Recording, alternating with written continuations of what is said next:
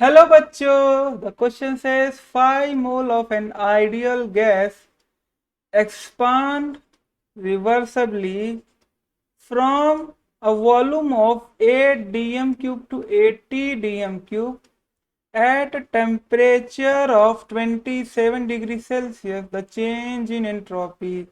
बच्चों हमें change in entropy के बारे में पूछा है। तो बच्चों जो की कंसेप्ट होगा वो होगा entropy equation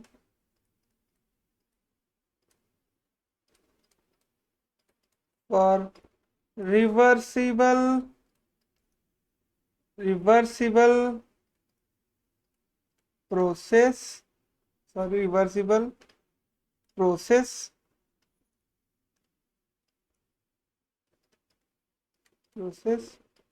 at constant temperature। Constant temperature में क्यों बोल रहा हूँ बच्चों? अगर आप ध्यान दें तो यहाँ पे रिएक्शन के दौरान टेम्परेचर बच्चों 27 डिग्री ही सेल्सियस रखा है। टेम्परेचर बच्चों क्या रखा है?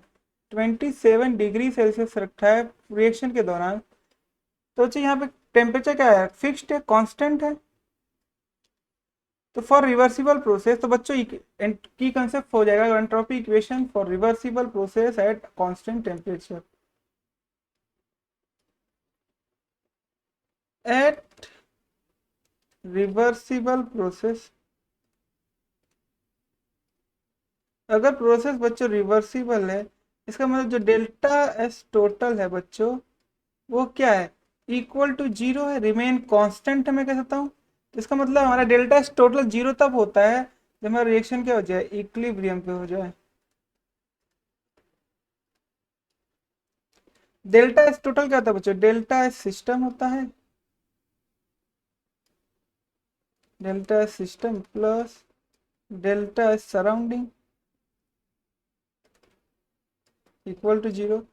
तो डेल्टा एस सिस्टम हो जाएगा माइनस डेल्टा एस सराउंडिंग। तो बच्चों अगर हमें डेल्टा एस सिस्टम या सराउंडिंग पूछा होता बस बच्चों हम डेल्टा एस सिस्टम निकाल के डेल्टा एस माइनस कर देते तो हमें डेल्टा एस सराउंडिंग मिल जाता।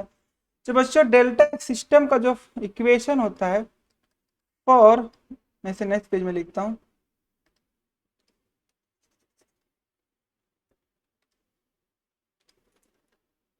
For reversible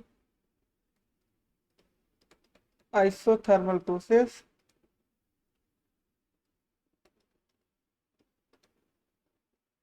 delta S system is given by n or ln v2 by v1।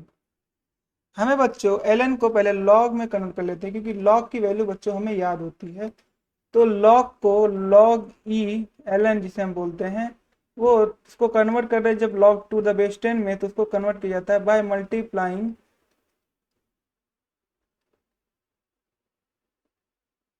तो log e और log 10 के बीच में जो वैल्यू का जो इक्वल तब होते हैं जब हम लोग मल्टीप्लाई कर देंगे log टू द बेस 10 को किसके साथ? 2.303 के साथ। बच्चे नई इक्वेशन बन जाएगी 2.303 n R l n sorry अब तो आ जाएगा log to the base 10 v2 by v1। 2.303 एन कितना बच्चों? 5 मोल है। हमें कितना दिया बच्चों? अगर हम ध्यान दें तो हमें दिया कितना? हमें दिया है 5 मोल। 5 हमें कितना दिया बच्चों? 5 मोल हमें दिए हुए हैं। आर बच्चों हम क्या लेंगे? आर बच्चों डिपेंड करता है कि हमें किस इक्वेशन में अच्छी, जैसे आर की बच्चों ढेर सारी वैल्यूज होती है 8.314 अप्रोक्सीमेटली 2 0.0821। जब हमें बच्चों जूल में चाहिए होता है एनर्जी इक्वेशन कोई भी इक्वेशन, या हमें जब कैलोरी में चाहिए होता है और जब हमें लीटर इंटू एटीएम में चाहिए होगा।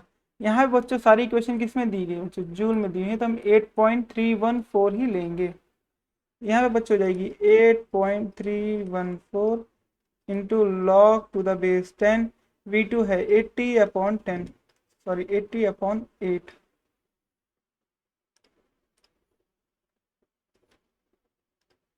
80/8, क्योंकि बच्चों यहाँ पे 80 दिया है V2 और 8 दिया है V1।